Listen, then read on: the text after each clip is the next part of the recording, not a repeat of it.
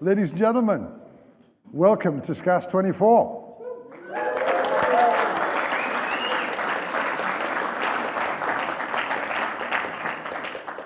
It's brilliant to see you all. Thanks for coming. And I hope you're ready for an exciting day because we've got an awesome lineup of speakers and presentations for you today, all around the theme of out-of-hospital cardiac arrest. So the goal of today is to promote Scotland's strategy for out-of-hospital cardiac arrest, which is all about this. It's all about more neurologically intact survivors where resuscitation is appropriate for the people of Scotland with aftercare for those affected by cardiac arrest. I wanted to take a few minutes just to tell you how we're doing with all of that and what the plan is for today.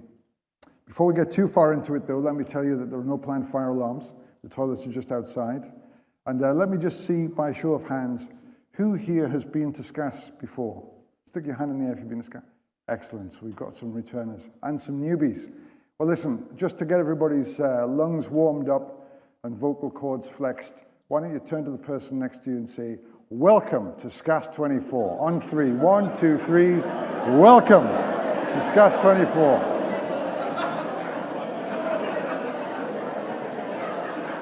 Fantastic. So now we all feel welcome and part of the SCAS family. So out-of-hospital cardiac arrest, how are we doing? We've had a strategy in place since 2015, and since then we've had a significant shift in outcomes for people after cardiac arrest. We have more bystander CPR, we're using more pads, and we're going to hear about that in just a few minutes. We have more survivors. We have twice as many survivors now each year as we had when we started improvement work in 2012. In fact, I was doing the maths, and I think in terms of additional lives saved, over and above the level we were at when the first strategy was launched in 2015-16, we're currently at 1,023 additional lives saved through the work that you folk have done to support that strategy. So give yourselves a big round of applause.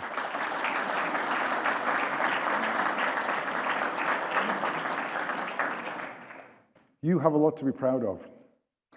Frontline work with the ambulance service, policymakers, third sector organizations, those of you who support the strategy in all sorts of different ways. What we've achieved is fantastic. But unfortunately, the work is not over yet. We still have a little way to go. There are still twice as many cardiac arrests happening in the most deprived areas in Scotland, and people who live there are much less likely to survive, half as likely to have a public access defib nearby, although they are likely to get bystander CPR. When you look around the world at other places, similar countries to ours, who are really good at managing out-of-hospital cardiac arrest, their numbers of survivors are at least twice as many as ours. In fact, if we improved our number of survivors each year by 50%, we'd be where Denmark was 10 years ago. So there's still a lot to be done.